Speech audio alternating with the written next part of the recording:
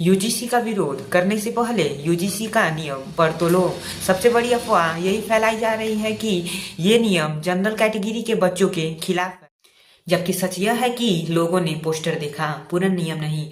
और इस नियम में साफ लिखा है कि धर्म के आधार पर कोई भेदभाव नहीं होगा और धर्म में केवल एससी, एसटी, ओबीसी नहीं आते, जनरल कैटेगरी के लोग भी आते हैं। इसमें नस्ल के आधार पर भी संरक्षण की बात है।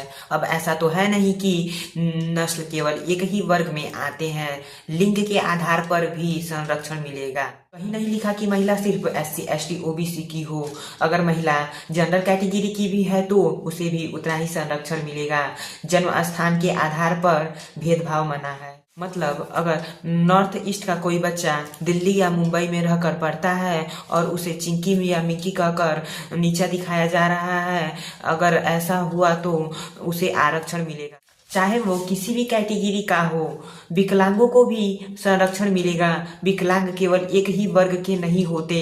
अब डर फैलाया जा रहा है कि जनरल कैटेगरी के बच्चों को झूठे केस में फंसाया जाएगा, लेकिन सच यह है कि कोई भी केस का फैसला केवल एक व्यक्ति नहीं बल्कि 10 लोगों की समिति करेगी।